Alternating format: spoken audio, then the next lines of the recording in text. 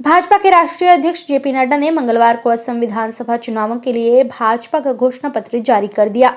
इस मौके पर उनके साथ केंद्रीय कृषि मंत्री नरेंद्र सिंह तोमर, असम के सीएम सर्बानंद सोनोवाल और राज्य मंत्री हिमंता बिस्वा शर्मा भी मौजूद थे। घोषणा पत्र प्रस्तुत करते हुए नड्डा ने कहा कि वह ब्रह्मपुत्र नदी के किनारे बड़े जलाशय बनाएंगे ताकि ब्रह्मपुत्र के अतिरिक्त जल को वहां स्टोर किया जा सके और लोगों को बाढ़ से बचाया जा सके। इसके अलावा अरुणोदय योजना के तहत 30 लाख योगी परिवारों को हर महीने 3,000 रुपए की आर्थिक मदद दी जाएगी। मिशन ब्रह्मपुत्र फ्लड जो यहाँ की एक समस्या बनी हुई है, उसको नए नए तरीके से रोकने का प्रयास होगा और उसको साइंटिफिक तरीके से how we can see to it कि जो फ्लड की त्रासदी होती है उससे हम असम की जनता को बचा सकें और वो विकास की एक नई कहानी लिखें। इसलिए इस पर हम बड़े पैमाने पर जाने का प्रयास करेंगे। फिर साइंटिफिक तरीके से, चाहे वो ड्रेजिंग हो, फिर चाहे वो ट्रिब्यूटरीज का मैनेजमेंट हो, फिर चाहे वो बिग रिजर्वायर्स बना करके एक्स्ट्रा वाटर को वहाँ पर समावेश करके रखने का प्रयास हो, उसको संभाल करके रखने का प्रयास हो एंड अदर पर्पसेस के लिए वो इस्तेमाल हो सके।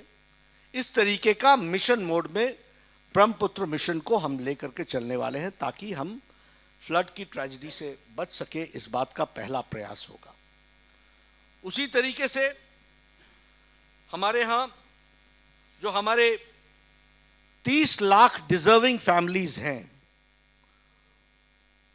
उनको हम अरुण उदय के योजना के तहत जिस कार्यक्रम के माध्यम से मातृशक्ति को समर्पित करके हमने ये कार्यक्रम को चलाया और महिला सशक्तिकरण का कार्यक्रम चला और उसमें हमने 830 रुपए प्रति माह देने का तय किया था ताकि हम आर्थिक दृष्टि से सबलीकरण की ओर फाइनेंशियल सपोर्ट की तरीके से उनको हम स्थान दे सकें।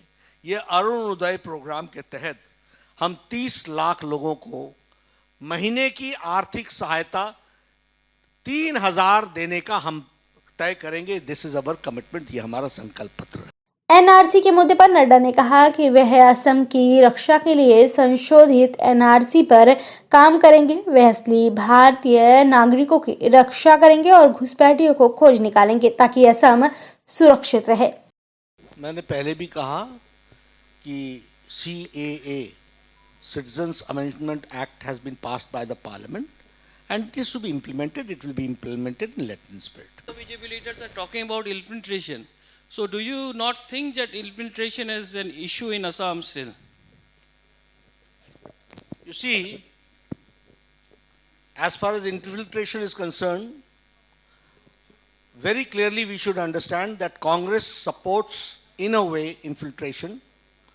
BJP has been the only force which has not only been speaking but also trying to see to it that infiltration stops.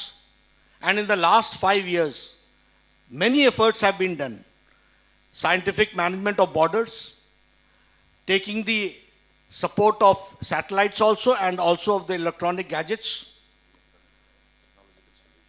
technological solutions, and also strengthening the borders.